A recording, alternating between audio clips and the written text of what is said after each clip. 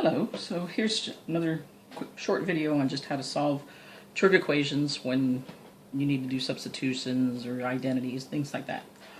A little bit non-basic.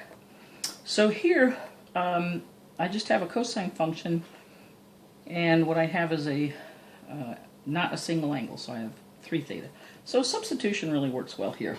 So if you let, say, alpha equal 3 theta, then you can really say cosine of alpha is -1, and we know how to solve that. That's a basic trig equation. So by basic, I mean, the coefficient here is 1 and the coefficient here is 1. Nice and easy to solve.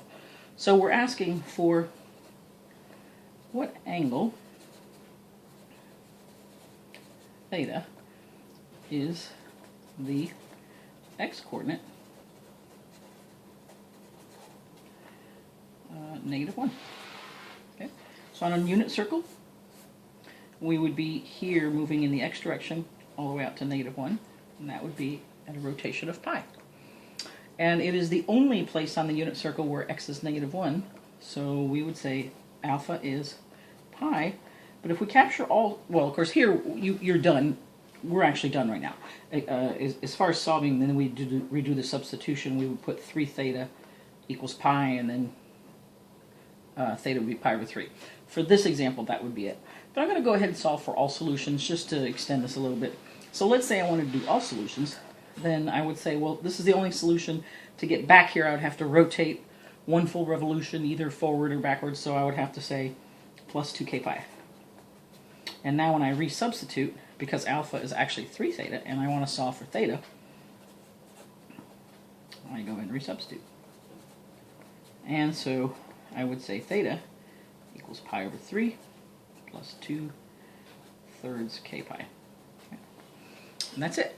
And so then you can get all your solutions by just putting in values of k. So when k is 0, okay, then you have theta is pi over 3, which is the solution they're looking in here. But let's see if there aren't others. I want to make sure. When k is 1, you'd have theta is pi over 3 plus 2 pi over 3. So that would actually give us, what, 3 pi over 3. So I was not correct. We were not done. So this is pi. So there's another solution. So far we have, if we're looking for all of them between 0 and 2 pi, it's a good thing I went on. I made a quick assumption and shouldn't have. So pi over 3, and then pi.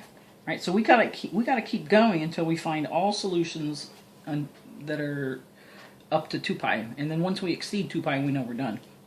So k equal 2. Then theta is pi over 3 plus 2 times 2 is 4, so 4/3, 4 pi over 3. And so we have pi over 3 plus 4 pi over 3, that's 5 pi over 3.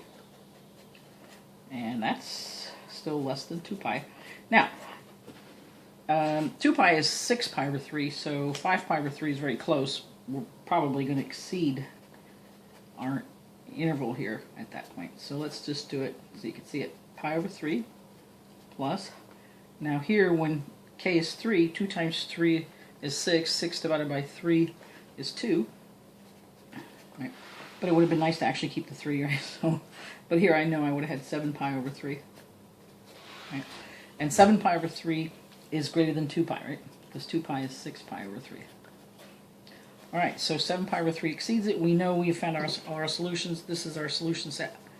And again, if this interval were broader, like let's say I had from -pi to 2 pi, then I would start putting in values of k that were negative, and then I would find those solutions that were negative all the way up to -pi. So that would be it. Thanks so much for listening.